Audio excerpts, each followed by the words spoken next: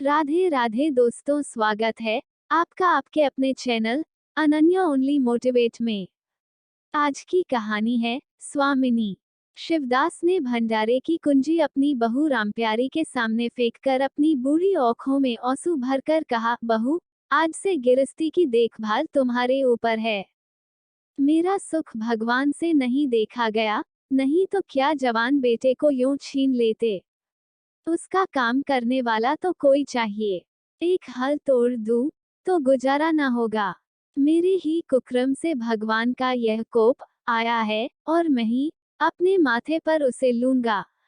बिरजू का हल अब मैं ही संभालूंगा। अब घर देख रेख करने वाला, धरने उठाने वाला तुम्हारे सिवा दूसरा कौन है। रो मत बेटा, भगवान की जो इच्छा थी वह हुआ, और जो इच्छा होगी वह होगा। हमारा तुम्हारा क्या बस है। मेरे जीते जी तुम्हें कोई टेढ़ी आंख से देख भी न सकेगा। तुम किसी बात का सोच मत किया करो। बिरजू गया तो अभी बैठा ही हुआ हूँ। रामप्यारी और रामदुलारी दो सगी बहनें थीं। दोनों का विवाह मथुरा और बिरजू दो सगे भाइयों से हुआ। दोनों बहनें नहर की तरह ससुराल में भी प्रेम और आनंद से रहने लगीं।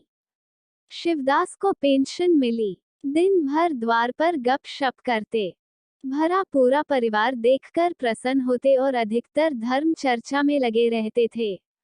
लेकिन देवगति से बड़ा लड़का बिरजू बीमार पड़ा और आज उसे मरे हुए 15 दिन बीत गए। आज क्रिया कर्म से फुर्सत मिली और शिवदास ने सच्चे कर्मवीर की भांति फिर जीवन संग्राम के लिए कमर कस ली। मन में उसे चाहे कितना ही दुख हुआ हो, उसे किसी ने रोते नहीं देखा।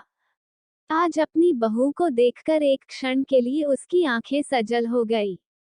लेकिन उसने मन को संभाला और रूद्ध कंठ से उसे दिलासा देने लगा। कदाचित उसने सोचा था, घर की स्वामिनी बनकर विधवा के आंसू पुंज जाएंगे, कम से कम उसे इतना कठिन परिश्रम न करना पड़ेगा, इसलिए उसने भंडारे की कुंजी बहू के सामने फेंक दी थी। वैधव्य की व्यथा को स्वामित्व के गर्व से दबा देना चाहता था।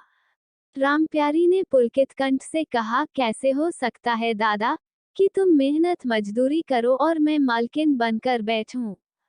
काम धंधे में लगी रहूंगी तो मन बदला रहेगा। बैठे बैठे तो रोने के सिवा और कुछ न होगा। शिवदास ने समझाया, बेटा, देवगति में तो किसी का बस नहीं, रोने धोने से हलकानी के सिवा और क्या हाथ आएगा। घर में भी तो बीसों काम हैं। कोई साधु संत आ जाए, कोई पहुना ही आ पहुंचे, तो उनके सेवा सत्कार के लिए किसी को घर पर रहना ही पड़ेगा। बहू ने बहुत से हीले किए, पर शिवदास ने एक न सुनी। शिवदास के बाहर चले जाने पर रामप्यारी ने कुंजी उठाई, तो उसे मन में अपूर्व गौरव और उत्तरदायित्व का अनुभव हुआ। जरा देर के लिए पति वियोग का दुख उसे भूल गया। उसकी छोटी बहन और देवर दोनों काम करने गए हुए थे। शिवदास बाहर था। घर बिल्कुल खाली था। इस वक्त वह निश्चित होकर भंडारे को खोल सकती है। उसमें क्या क्या सामान है, क्या क्या विभूति है, यह देखने के लिए उसका मन लालायित हो उठा। इस घर में वह कभी न आई थी। जब कभी किसी को कुछ देना या किसी से कुछ लेना होता था, तभी शिवदास आकर इस कोठरी को खोला करता था। फिर उसे बंद कर वह चाबी अपनी कमर में रख लेता था। रामप्यारी कभी कभी द्वार की दरारों से भीतर झांकती थी, पर अंधेरे में कुछ न दिखाई देता। सारे घर के लिए वह कोठरी तिलिस्म या रहस्य था, जिसके विषय में भांति भांति की कल्पनाएं होती रहती थीं। आज रामप्यारी को वह रहस्य खोलकर देखने का अवसर मिल गया।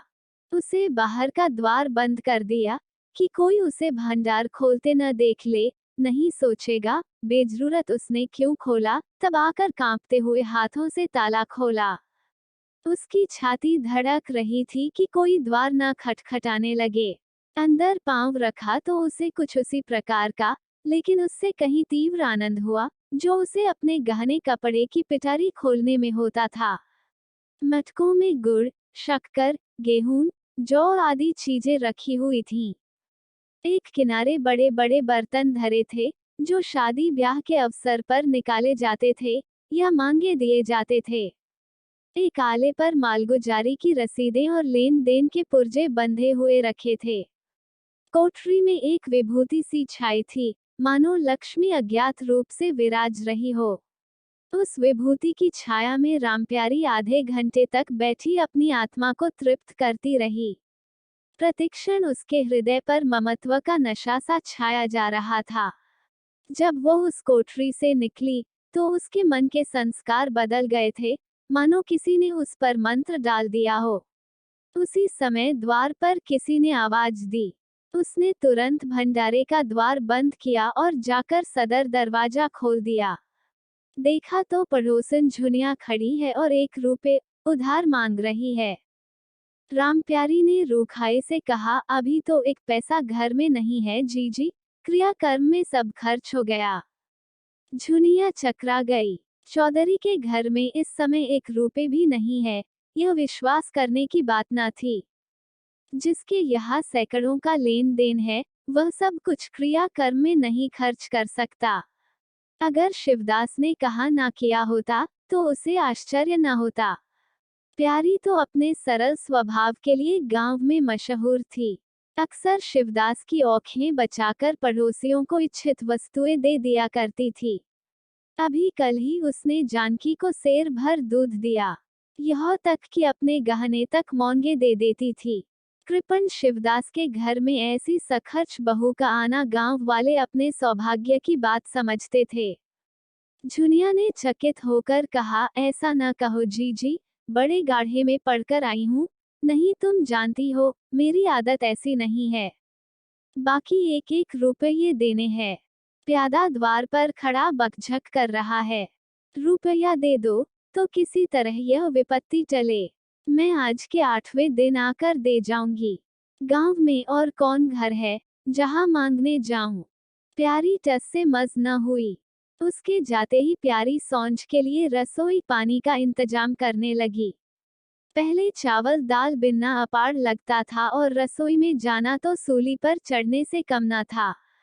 कुछ देर बहनों में झौ झौ होती, तब शिवदास आकर कहते, क्या आज रसोई न बनेगी? तो 2 में 1-1 उठती और मोटे मोटे टिकर लगाकर रख देती, मानो बैलों का रातिब हो। आज प्यारी तन मन से रसोई के प्रबंध में लगी हुई है। अब वो घर की स्वामिनी है। तब उसने बाहर निकलकर देखा, कितना कूड़ा करकट पड़ा हुआ है।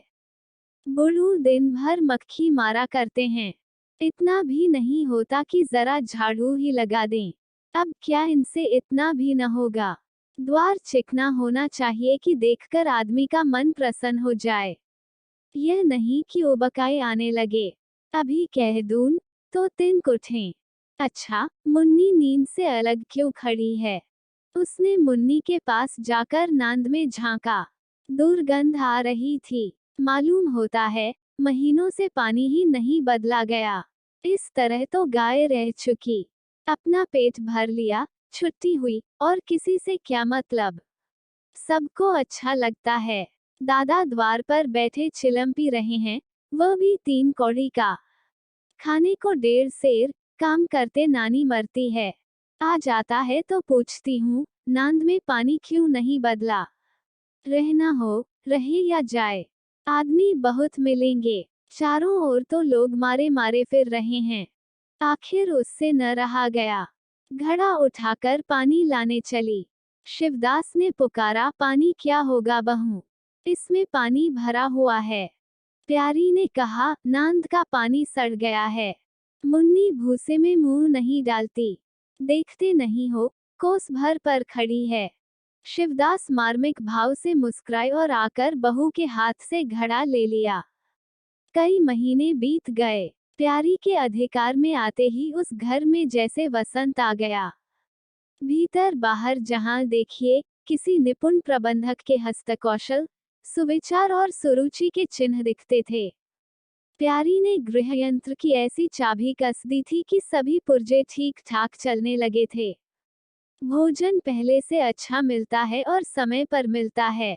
दूध ज्यादा होता है, घी ज्यादा होता है, और काम ज्यादा होता है। प्यारी न खुद विश्राम लेती है, न दूसरों को विश्राम लेने देती है। घर में ऐसी बरकत आ गई है कि जो चीज मांगो घर ही में निकल आती है। आदमी से लेकर जानवर तक सभी स्वस्थ दिखाई देते हैं। अब वो पहले की सी दशा नहीं है कि कोई चिथड़े लपेटे घूम रहा है, किसी को गहने की धुन सवार है।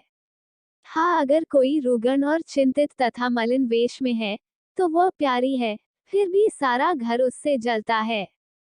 यहाँ तक कि बूढ़े शिवदास भी कभी कभी उसकी बदगोई करते हैं। किसी को पहर रात रहे उठना अच्छा नहीं लगता। मेहनत से सभी जी चुराते हैं, फिर भी यह सब मानते हैं कि प्यारी न हो तो घर का काम न चले। और तो और, दोनों बहनों में भी अब उतना अपनापन नहीं। प्रातः काल का समय था। दुलारी ने हाथों के कड़े लाकर प्यारी के सामने पटक दिए और भूननाई हुई बोली, लेकर इसे भी भंडारे में बंद कर दे। प्यारी ने कड़े उठा लिए और कोमल स्वर से कहा, कह तो दिया, हाथ में रुपए आने दे, बनवा दूंगी। अभी ऐसा घिस नहीं गया है कि आज ही उतार कर फेंक दिया जाए। दुलारी लड़ने को तैयार होकर आई थी। बोली, तेरे हाथ में काहे को कभी रुपए आएंगे और काहे को कड़े बनेंगे। जोड़ तोड़ रखने में मजा आता है न। प्यारी ने हंसकर कहा, जोड़ तोड़ रखती हूँ तो तेरे लिए कि मेरे कोई और बैठा हुआ है, कि मैं सबसे ज्यादा खा पहन लेती हूँ। मेरा अनंत कब का टूटा पड़ा है। दुलारी, तुम ना खाओ ना पहनो, जस तो पाती हो। यहाँ खाने पहनने के सिवा और क्या है। मैं तुम्हारा हिसाब किताब नहीं जानती, मेरे कड़े आज बनने को भेज दो। प्यारी ने सरल विनोद के भाव से पूछा, रुपये न हो तो कहाँ से लाऊं। दुलारी ने उद्दंडता के साथ कहा, मुझे इससे कोई मतलब नहीं, मैं तो कड़े चाहती हूँ। इसी तरह घर के सब आदमी अपने अपने अवसर पर प्यारी को दो चार खोटी खरी सुना जाते थे, और वह गरीब सबकी धौंस हंसकर सहती थी। स्वामिनी का यह धर्म है कि सबकी धौंस सुन ले और करे वही, जिसमें घर का कल्याण हो। स्वामित्व के कवच पर धौंस, ताने, धमकी किसी का असर न होता। उसकी स्वामिनी की कल्पना इन आघातों से और भी स्वस्थ होती थी। वह गृहस्थी की संचालिका है। सभी अपने अपने दुख उसी के सामने रोते हैं, पर जो कुछ वह करती है वही होता है। इतना उसे प्रसन्न करने के लिए काफी था। गांव में प्यारी की सराहना होती थी। अभी उम्र ही क्या है, लेकिन सारे घर को संभाले हुए है। चाहती तो सगाई करके चैन से रहती। इस घर के पीछे अपने को मिटाए देती है। कभी किसी से हंसती बोलती भी नहीं, जैसे काया पलट हो गई। कई दिन बाद दुलारी के कड़े बनकर आ गए। प्यारी खुद सुनार के घर दौड़ दौड़ गई। संध्या हो गई थी। दुलारी और मथुरा हाट से लौटे।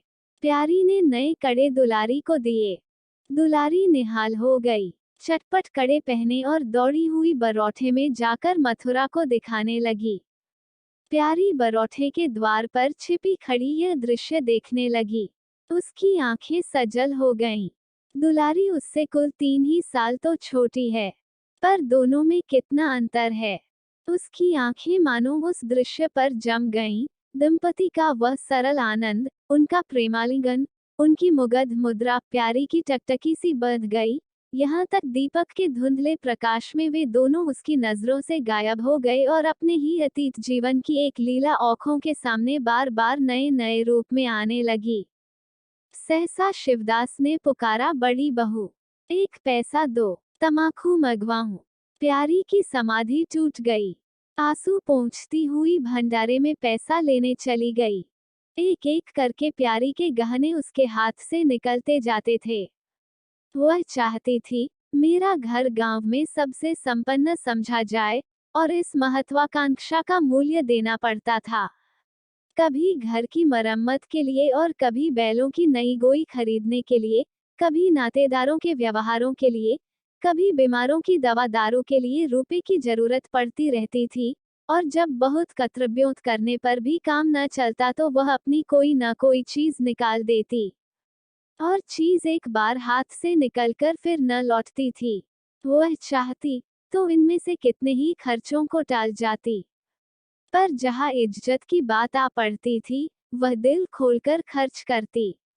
अगर गौ में हेठी हो गई तो क्या बात रही, लोग उसी का नाम तो धरेंगे। दुलारी के पास भी गहने थे, दो एक चीजें मथुरा के पास भी थी, लेकिन प्यारी उनकी चीजें न छूती। उनके खाने पहनने के दिन हैं, वे इस जंजाल में क्यों फंसे। दुलारी को लड़का हुआ तो प्यारी ने धूम से जन्मोत्सव मनाने का प्रस्ताव किया। शिवदास ने विरोध किया, क्या फायदा, जब भगवान की दया से सगाई ब्याह के दिन आएंगे तो धूमधाम कर लेना। प्यारी का हौसलों से भरा दिल भला क्यों मानता। बोली, कैसी बात कहते हो दादा, पहलोए लड़के के लिए भी धूमधाम न हुई तो कब होगी। मन तो नहीं मानता, फिर दुनिया क्या कहेगी। नाम बड़े, दर्शन थोड़े, मैं तुमसे कुछ नहीं मांगती, अपना सारा सरंजाम कर लूंगी, गहनों के माथे जाएगी और क्या। शिवदास ने चिंतित होकर कहा, इस तरह एक दिन धागा भी न बचेगा। कितना समझाया, बेटा भाई भौजाई किसी के नहीं होते, अपने पास दो चीजें रहेंगी तो सब मुंह जोहेंगे, नहीं कोई सीधे बात भी न करेगा। प्यारी ने ऐसा मुंह बनाया मानो वह ऐसी बुरी बातें बहुत सुन चुकी है, और बोली, जो अपने हैं वे भी ना पूछें तो भी अपने ही रहते हैं। मेरा धर्म मेरे साथ है, उनका धर्म उनके साथ है, मर जाऊंगी तो क्या छाती पर लाद ले जाऊंगी। धूमधाम से जन्मोत्सव मनाया गया। बारही के दिन सारी बिरादरी का भोज हुआ, लोग खा पीकर चले गए। प्यारी दिन भर की थकी मौंदी आंगन में एक टाट का टुकड़ा बिछाकर कमर सीधी करने लगी। आंखें झपक गई। मथुरा उसी वक्त घर में आया। नवजात पुत्र को देखने के लिए उसका चित्त व्याकुल हो रहा था। दुलारी सौर ग्रह से निकल चुकी थी, गर्भावस्था में उसकी देह क्षीण हो गई थी, मुंह भी उतर गया था, पर आज स्वस्थता की लालिमा मुख पर छाई हुई थी। सौर के संयम और पौष्टिक भोजन ने देह को चिकना कर दिया था। मथुरा उसे आंगन में देखते ही समीप आ गया और एक बार प्यारी की ओर ताककर उसके निद्रामग्न होने का निश्चय करके उसने शिशु को गोद में ले लिया और उसका मुंह चूमने लगा। आहट पाकर प्यारी की आंखें खुल गई, पर उसने नींद का बहाना किया और अधखुली आंखों से यह आनंद क्रीड़ा देखने लगी। माता और पिता दोनों बारी बारी से बालक को चूमते, गले लगाते और उसके मुख को निहारते थे। कितना स्वर्गीय आनंद था। प्यारी की तृषित लालसा एक क्षण के लिए स्वामिनी को भूल गई। जैसे लगाम मुखबद्ध बोझ से लदा हुआ, हौंकने वाले के चाबुक से पीड़ित, दौड़ते दौड़ते बेदम, तुरंत हिनहिनाने की आवाज सुनकर कनौतियों खड़ी कर लेता है, और परिस्थिति को भूलकर एक दबी हुई हिनहिनाहट से उसका जवाब देता है। कुछ वही दशा प्यारी की हुई। उसका मातृत्व की जो पिंजरे में बंश, मूक, निश्चेष्ट पड़ा हुआ था गया, समीप से आने वाली मातृत्व की चहकार सुनकर जैसे जाग पड़ा और चिंताओं के उस पिंजरे से निकलने के लिए पंख फड़फड़ाने लगा। मथुरा ने कहा, यह मेरा लड़का है। दुलारी ने बालक को गोद में चिपटा कर कहा, हाँ क्यों नहीं, तुम्ही ने तो 9 महीने पेट में रखा है, सासत तो मेरी हुई, बाप कहलाने के लिए तुम कूद पड़े। मथुरा, मेरा लड़का न होता तो मेरी सूरत का क्यों होता, चेहरा मोहरा रंग रूप सब मेरा ही सा है कि नहीं। दुलारी, इससे क्या होता है, बीज बनिए के घर से आता है, खेत किसान का होता है, उपज बनिए की नहीं होती, किसान की होती है। मथुरा, बातों में तुमसे कोई न जीतेगा, मेरा लड़का बड़ा हो जाएगा तो मैं द्वार पर बैठकर मजे से हुक्का पिया करूंगा। दुलारी, मेरा लड़का पढ़े लिखेगा, कोई बड़ा होदा पाएगा, तुम्हारी तरह दिल भर बैल के पीछे न चलेगा। मालकिन का कहना है, कल एक पालना बनवा दें। मथुरा, अब बहुत सवेरे न उठा करना और छाती फाड़कर काम भी न करना। दुलारी, यह महारानी जीने देंगी। मथुरा, मुझे तो बेचारी पर दया आती है, उसके कौन बैठा हुआ है, हम ही लोगों के लिए मरती है। भैया होते तो अब तक 2-3 बच्चों की माँ हो गई होती। प्यारी के कंठ में आंसुओं का ऐसा वेग उठा कि उसे रोकने में सारी देह कांप उठी।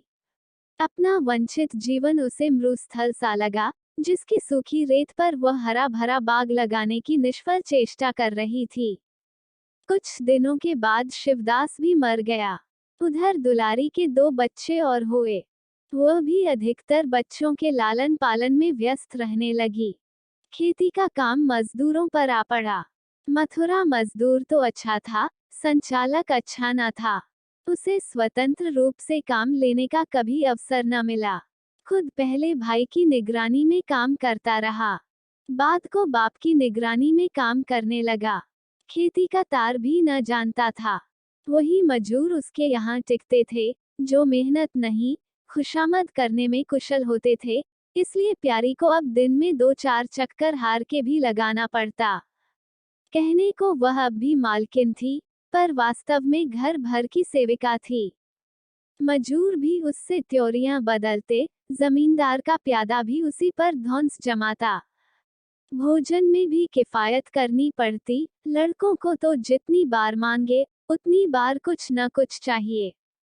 दुलारी तो लड़कोरी थी, उसे भरपूर भोजन चाहिए। मथुरा घर का सरदार था, उसके इस अधिकार को कौन छीन सकता था। मजूर भला क्यों रियायत करने लगे थे। सारी कसर प्यारी पर निकलती थी। वही एक फालतू चीज थी, अगर आधा पेट खाए तो किसी को हानि न हो सकती थी। 30 वर्ष की अवस्था में उसके बाल पक गए, कमर झुक गई, आंखों की जोत कम हो गई, मगर वह प्रसन्न थी। स्वामित्व का गौरव इन सारे जख्मों पर मरहम का काम करता था। एक दिन मथुरा ने कहा, भाभी, अब तो कहीं परदेश जाने का जी होता है। यहाँ तो कमाई में बरकत नहीं, किसी तरह पेट की रोटी चल जाती है, वह भी रो धोकर। कई आदमी पूरब से आए हैं, वे कहते हैं वहाँ 2-3 रुपए रोज की मजदूरी हो जाती है। 4-5 साल भी रह गया तो मालामाल हो जाऊंगा। अब आगे लड़के बाले हुए, इनके लिए कुछ तो करना ही चाहिए। दुलारी ने समर्थन किया, हाथ में 4 पैसे होंगे, लड़कों को पढ़ाएंगे लिखाएंगे। हमारी तो किसी तरह कट गई, लड़कों को तो आदमी बनाना है। प्यारी यह प्रस्ताव सुनकर अवाक रह गई। उनका मुंह ताकने लगी। इसके पहले इस तरह की बातचीत कभी न हुई थी। यह धुन कैसे सवार हो गई। उसे संदेह हुआ, शायद मेरे कारण यह भावना उत्पन्न हुई। बोली, मैं तो जाने को न कहूंगी, आगे जैसी इच्छा हो। लड़कों को पढ़ाने लिखाने के लिए यहाँ भी तो मदरसा है। फिर क्या नित्य यही दिन बने रहेंगे। 2-3 साल भी खेती बन गई तो सब कुछ हो जाएगा। मथुरा इतने दिन खेती करते हो गए, जब अब तक न बनी तो अब क्या बन जाएगी। इस तरह एक दिन चल देंगे, मन की मन में रह जाएगी। फिर अब पौरुख भी तो थक रहा है, यह खेती कौन संभालेगा। लड़कों को मैं चक्की में जोतकर उनकी जिंदगी नहीं खराब करना चाहता। प्यारी ने आंखों में आंसू लाकर कहा, भैया, घर पर जब तक आधी मिले, सारी के लिए न धावना चाहिए। अगर मेरी ओर से कोई बात हो तो अपना घर बार अपने हाथ में करो, मुझे एक टुकड़ा दे देना, पड़ी रहूंगी। मथुरा आर्द्रकंठ होकर बोला, भाभी, यह तुम क्या कहती हो। तुम्हारे ही संभाले यह घर अब तक चला है, नहीं रसातल में चला गया होता। इस गिरस्ती के पीछे तुमने अपने को मिट्टी में मिला दिया, अपनी देह घुला डाली। मैं अंधा नहीं हूँ, सब कुछ समझता हूँ। हम लोगों को जाने दो, भगवान ने चाहा तो घर फिर संभल जाएगा। तुम्हारे लिए हम बराबर खर्च बर्च भेजते रहेंगे। प्यारी ने कहा, जो ऐसा ही है तो तुम चले जाओ, बाल बच्चों को कहाँ कहाँ बांधे फिरोगे। दुलारी बोली, यह कैसे हो सकता है बहन, यहाँ देहात में लड़के क्या पढ़े लिखेंगे। बच्चों के बिना इनका जी भी वहाँ न लगेगा। दौड़ दौड़ कर घर आएंगे और सारी कमाई रेल खा जाएगी। परदेश में अकेले जितना खर्चा होगा, उतने में सारा घर आराम से रहेगा। प्यारी बोली, तो मैं ही यहाँ रहकर क्या करूँगी, मुझे भी लेते चलो। दुलारी उसे साथ ले चलने को तैयार न थी। कुछ दिन जीवन का आनंद उठाना चाहती थी। अगर परदेश में भी यह बंधन रहा तो जाने से फायदा ही क्या। बोली बहन, तुम चलती तो क्या बात थी, लेकिन फिर यहाँ का कारोबार तो चौपट हो जाएगा। तुम तो कुछ न कुछ देखभाल करती ही रहोगी। प्रस्थान की तिथि के एक दिन पहले ही रामप्यारी ने रात भर जागकर हलवा और पूरियां पकाईं। जब से इस घर में आई, कभी एक दिन के लिए अकेले रहने का अवसर नहीं आया। दोनों बहनें सदा साथ रहीं। आज उस भयंकर अवसर को सामने आते देखकर प्यारी का दिल बैठा जाता था। वह देखती थी, मथुरा प्रसन्न है, बाल वृंद यात्रा के आनंद में खाना पीना तक भूले हुए हैं, तो उसके जी में आता, वो भी इसी भांति निर्द्वंद्व रहे, मोह और ममता को पैरों से कुचल डाले। किंतु वह ममता जिस खाद्यल को खा खाकर पली थी, उसे अपने सामने से हटाए जाते देखकर क्षुब्ध होने से न रुकती थी। दुलारी तो इस तरह निश्चिंत होकर बैठी थी, मानो कोई मेला देखने जा रही है। नई नई चीजों को देखने, नई दुनिया में विचरने की उत्सुकता ने उसे क्रियाशून्य सा कर दिया था। प्यारी के सिरे सारे प्रबंध का भार था। धोबी के घर से सब कपड़े आए हैं या नहीं, कौन कौन से बर्तन साथ जाएंगे, सफर खर्च के लिए कितने रुपए की जरूरत होगी। एक बच्चे को खांसी आ रही थी, दूसरे को कई दिन से दस्त आ रहे थे। उन दोनों की औषधियों को पीसना कूटना आदि सैकड़ों ही काम व्यस्त किए हुए थे। लड़कोरी न होकर भी वो बच्चों के लालन पोषण में दुलारी से कुशल थी। देखो, बच्चों को बहुत मारना पीटना मत। मारने से बच्चे जिद्दी या बेहया हो जाते हैं। बच्चों के साथ आदमी को बच्चा बन जाना पड़ता है। जो तुम चाहो कि हम आराम से पड़े रहें और बच्चे चुपचाप बैठे रहें, हाथ पैर न हिलाएं, तो यह हो नहीं सकता। बच्चे तो स्वभाव के चंचल होते हैं, उन्हें किसी न किसी काम में फंसाए रखो। धेले का खिलौना हजार घुड़कियों से बढ़कर होता है। दुलारी इन उपदेशों को इस तरह बेमन होकर सुनती थी, मानो कोई सनक कर बक रहा हो। विदाई का दिन प्यारी के लिए परीक्षा का दिन था। उसके जी में आता था कहीं चली जाए, जिसमें वह दृश्य देखना न पड़े। हाँ, घड़ी भर में यह घर सूना हो जाएगा। वह दिन भर घर में अकेली पड़ी रहेगी, किससे हंसेगी बोलेगी, यह सोचकर उसका हृदय कांप जाता था। ज्यों ज्यों समय निकट आता था, उसकी वृत्तियां शिथिल होती जाती थीं। वह कोई काम करते करते जैसे खो जाती थी और अपलक नेत्रों से किसी वस्तु को ताकने लगती। कभी अवसर पाकर एकांत में जाकर थोड़ा सा रो आती थी।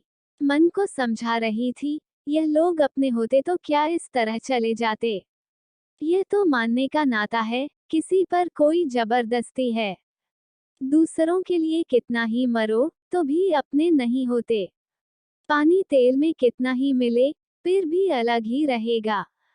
बच्चे नए नए कुर्ते पहने, नवाब बने घूम रहे थे। प्यारी उन्हें प्यार करने के लिए गोद लेना चाहती, तो रोने का सा मुंह बनाकर छुड़ाकर भाग जाते। वह क्या जानती थी कि ऐसे अवसर पर बहुधा अपने बच्चे भी निष्ठुर हो जाते हैं। 10 बजते बजते द्वार पर बैलगाड़ी आ गई। लड़के पहले ही से उस पर जा बैठे। गांव के कितने स्त्री पुरुष मिलने आए। प्यारी को इस समय उनका आना बुरा लग रहा था। वह दुलारी से थोड़ी देर एकांत गले मिलकर रोना चाहती थी, मथुरा से हाथ जोड़कर कहना चाहती थी, मेरी खोज खबर लेते रहना, तुम्हारे सिवा मेरा संसार में कौन है। लेकिन इस भंभड़ में उसको इन बातों का मौका न मिला। मथुरा और दुलारी दोनों गाड़ी में जा बैठे और प्यारी द्वार पर रोती खड़ी रह गई। वह इतनी विह्वल थी कि गांव के बाहर तक पहुंचाने की भी उसे सुधि न रही। कई दिन तक प्यारी मूर्छित सी पड़ी रही। न घर से निकली, न चूल्हा जलाया, न हाथ मुंह धोया। उसका हलवाहा जोखू बार बार आकर कहता, मालकिन उठो, मुंह हाथ धो, कुछ खाओ पियो। कब तक इस तरह पड़ी रहोगी। इस तरह की तसल्ली गांव की और स्त्रियां भी देती थीं, पर उनकी तसल्ली में एक प्रकार की ईर्ष्या का भाव छिपा हुआ जान पड़ता था। जोखू के स्वर में सच्ची सहानुभूति झलकती थी। जोखू कामचोर, बातूनी और नशेबाज था। प्यारी उसे बराबर डांटती रहती थी। दो एक बार उसे निकाल भी चुकी थी, पर मथुरा के आग्रह से फिर रख लिया था। आज भी जोखू की सहानुभूति भरी बातें सुनकर प्यारी झुंझलाती, यह काम करने क्यों नहीं जाता, यहाँ मेरे पीछे क्यों पड़ा हुआ है, मगर उसे झिड़क देने को जीना चाहता था। उसे उस समय सहानुभूति की भूख थी। फल कांटेदार वृक्ष से भी मिले तो क्या उन्हें छोड़ दिया जाता है। धीरे धीरे क्षोभ का वेग कम हुआ। जीवन के व्यापार होने लगे। अब खेती का सारा भार प्यारी पर था। लोगों ने सलाह दी, एक हल तोड़ दो और खेतों को उठा दो, पर प्यारी का गर्व यों ढोल बजाकर अपनी पराजय स्वीकार न करना था। सारे काम पूर्ववत चलने लगे। उधर मथुरा के चिट्ठी पत्री न भेजने से उसके अभिमान को और भी उत्तेजना मिली। वह समझता है, मैं उसके आश्रय बैठी हूँ, उसके चिट्ठी भेजने से मुझे कोई निधि न मिल जाती। उसे अगर मेरी चिंता नहीं है, तो मैं कब उसकी परवाह करती हूँ। घर में तो अब विशेष काम रहा नहीं, प्यारी सारे दिन खेती बाड़ी के कामों में लगी रहती। खरबूजे बोए थे, वो खूब फले और खूब बिके। पहले सारा दूध घर में खर्च हो जाता था, अब बिकने लगा। प्यारी की मनोवृत्तियों में भी एक विचित्र परिवर्तन आ गया। वो अब साफ कपड़े पहनती, मांग चोटी की ओर से भी उतनी उदासीन न थी। आभूषणों में भी रुचि हुई। रुपये हाथ में आते ही उसने अपने गिरवी गहने छुड़ाए और भोजन भी संयम से करने लगी। सागर पहले खेतों को सींचकर खुद खाली हो जाता था, अब निकास की नालियां बंद हो गई थीं। सागर में पानी जमा होने लगा और उसमें हल्की हल्की लहरें भी थीं, खिले हुए कमल भी थे। एक दिन जोखू हार से लौटा तो अंधेरा हो गया था। प्यारी ने पूछा, अब तक वहां क्या करता रहा? जोखू ने कहा, 4 क्यारियां बच रही थी। मैंने सोचा 10 मोट और खींच दूं, कल का झंझट कौन रखे। जोखू अब कुछ दिनों से काम में मन लगाने लगा था। जब तक मालिक उसके सिर पर सवार रहते थे, वह हीले बहाने करता था। अब सब कुछ उसके हाथ में था। प्यारी सारे दिन हार में थोड़ी ही रह सकती थी, इसलिए अब उसमें जिम्मेदारी आ गई थी। प्यारी ने लोटे का पानी रखते हुए कहा, अच्छा, हाथ मुंह धो डालो। आदमी जान रखकर काम करता है, हाय हाय करने से कुछ नहीं होता। खेत आज न होते, कल होते, क्या जल्दी थी। जोखू ने समझा, प्यारी बिगड़ रही है। उसने तो अपनी समझ में कारगुजारी की थी और समझा था तारीफ होगी। यहाँ आलोचना हुई। चिढ़कर बोला, मालकिन, दाहिने बाएं दोनों ओर चलती हो, जो बात नहीं समझती हो, उसमें क्यों कूदती हो?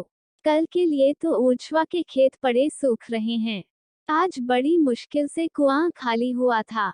सवेरे मैं पहुंचता तो कोई और आकर न छेक लेता, फिर अठवारे तक राह देखनी पड़ती। तक तक तो सारी ऊख विदा हो जाती। प्यारी उसकी सरलता पर हंसकर बोली, अरे, तो मैं तुझे कुछ कह थोड़ी रही हूँ, पागल। मैं तो कहती हूँ कि जान रखकर काम कर। कहीं बीमार पड़ गया तो लेने के देने पड़ जाएंगे। जोखू कौन बीमार पड़ जाएगा? मैं 20 साल में कभी सिर तक तो दुखा नहीं, आगे की नहीं जानता। कहो रात भर काम करता रहूं। प्यारी, मैं क्या जानूं, तुम ही अंतरे दिन बैठे रहते थे, और पूछा जाता था तो कहते थे जुरा गया था, पेट में दर्द था। जोखू झेपता हुआ बोला, वह बातें जब थी, जब मालिक लोग चाहते थे कि इसे पीस डालें। अब तो जानता हूँ, मेरे ही माथे हैं। मैं न करूँगा तो सब चौपट हो जाएगा। प्यारी, मैं क्या देखभाल नहीं करती। जोखू, तुम बहुत करोगी, 2 बेर चली जाओगी। सारे दिन तुम वहां बैठी नहीं रह सकती। प्यारी को उसके निष्कपट व्यवहार ने मुग्ध कर दिया। बोली, तो इतनी रात गए चूल्हा जलाओगे? कोई सगाई क्यों नहीं कर लेते? जोखू ने मुंह धोते हुए कहा, तुम भी खूब कहती हो मालकिन। अपने पेट भर को तो होता नहीं, सगाई कर लूं। 1.25 सेर खाता हूँ, 1 जून पूरा 1.25 सेर। दोनों जून के लिए 2 सेर चाहिए। प्यारी अच्छा, आज मेरी रसोई में खाओ, देखूं कितना खाते हो। जोखू ने पुलकित होकर कहा, नहीं मालकिन, तुम बनाते बनाते थक जाओगी। हाँ, आध सेर के 2 रोटा बनाकर खिला दो, तो खा लूं। मैं तो यही करता हूँ। बस आटा सानकर 2 लिट बनाता हूँ और उपले पर सेक लेता हूँ। कभी मठे से, कभी नमक से, कभी प्याज से खा लेता हूँ और आकर पड़ा रहता हूँ। प्यारी, मैं तुम्हें आज फुल के खिलाऊंगी। जोखू, तब तो सारी रात खाते ही बीत जाएगी। प्यारी, बको मत, चटपट आकर बैठ जाओ। जोखू, जरा बैलों को सानी पानी देता जाऊं तो बैठूं। जोखू और प्यारी में ठनी हुई थी। प्यारी ने कहा, मैं कहती हूँ, धान रोपने की कोई जरूरत नहीं। झड़ी लग जाए तो खेत डूब जाए, बरखा बंद हो जाए तो खेत सूख जाए। ज्वार, बाजरा, सन, अरहर सब तो हैं, धान न सही। जोखू ने अपने विशाल कंधे पर फावड़ा रखते हुए कहा, जब सबका होगा तो मेरा भी होगा। सबका डूब जाएगा तो मेरा भी डूब जाएगा। मैं क्यों किसी से पीछे रहूं? बाबा के जमाने में 5 बीघा से कम नहीं रोपा जाता था। बिरजू भैया ने उसमें 1-2 बीघे और बढ़ा दिए। मथुरा ने भी थोड़ा बहुत हर साल रोपा, तो मैं क्या सबसे गया बीता हूँ? मैं 5 बीघे से कम न लगाऊंगा। तब घर में 2 जवान काम करने वाले थे। मैं अकेला उन दोनों के बराबर खाता हूँ। दोनों के बराबर काम क्यों न करूंगा? चल, झूठा कहीं का। कहते थे, 2 सेर खाता हूँ, 4 सेर खाता हूँ। आध सेर में रह गए। एक दिन तौलो तब मालूम हो। तौला है। बड़े खाने वाले। मैं कहे देती हूँ, धान न रोपो, मजूर मिलेंगे नहीं, अकेले हलकान होना पड़ेगा। तुम्हारी बला से मैं ही हलकान हूँगा ना। यह देह किस दिन काम आएगी? प्यारी ने उसके कंधे पर से फावड़ा ले लिया और बोली, तुम पहर रात से पहर रात तक ताल में रहोगे, अकेले मेरा जी उबेगा। जोखू को उबने का अनुभव न था। कोई काम न हो तो आदमी पड़कर सो रहे। जी क्यों उबे? बोला, जी उबे तो सो रहना। मैं घर रहूंगा तब तो और जी उबेगा। मैं खाली बैठता हूँ तो बार बार खाने की सूझती है। बातों में देर हो रही है और बादल घिरे आते हैं। प्यारी ने कहा, अच्छा, कल से जाना, आज बैठो। जोखू ने मानो बंधन में पड़कर कहा, अच्छा, बैठ गया, कहो क्या कहती हो? प्यारी ने विनोद करते हुए पूछा, कहना क्या है? मैं तुमसे पूछती हूँ, अपनी सगाई क्यों नहीं कर लेते? अकेले मरती हूँ, तब 1 से 2 हो जाऊंगी। जोखू शर्माता हुआ बोला, तुमने फिर वही बेबात की बात छेड़ दी, मालकिन। किससे सगाई कर लूं यहाँ? ऐसी मेहरिया लेकर क्या करूंगा, जो गहनों के लिए मेरी जान खाती रहे? प्यारी, यह तो तुमने बड़ी कड़ी शर्त लगाई। ऐसी औरत कहाँ मिलेगी, जो गहने भी न चाहे? जोखू, यह मैं थोड़े ही कहता हूँ कि वो गहने न चाहे, हाँ, मेरी जान न खाए। तुमने तो कभी गहनों के लिए हठ न किया, बल्कि अपने सारे गहने दूसरों के ऊपर लगा दिए। प्यारी के कपोलों पर हल्का सा रंग आ गया। बोली, अच्छा, और क्या चाहते हो? जोखू, मैं कहने लगूंगा तो बिगड़ जाओगी। प्यारी की आंखों में लज्जा की एक रेखा नजर आई। बोली, बिगड़ने की बात कहोगे तो जरूर बिगड़ जाऊंगी। जोखू, तो मैं न कहूंगा। प्यारी ने उसे पीछे की ओर ठेलते हुए कहा, कहोगे कैसे नहीं, मैं कहला के छोड़ूंगी। जोखू, मैं चाहता हूँ कि वह तुम्हारी तरह हो, ऐसी गंभीर हो, ऐसी ही बातचीत में चतुर हो, ऐसा ही अच्छा पकाती हो, ऐसी ही किफायती हो, ऐसी ही हंसमुख हो। बस ऐसी औरत मिलेगी तो करूंगा, नहीं इसी तरह पड़ा रहूंगा। प्यारी का मुख लज्जा से आरक्त हो गया। उसने पीछे हटकर कहा, तुम बड़े नटखट हो। हंसी हंसी में सब कुछ कह गए। प्लीज वीडियो को लाइक, शेयर करें और कमेंट में राधे राधे जरूर लिखें, और चैनल पे नए हैं तो सब्सक्राइब करें।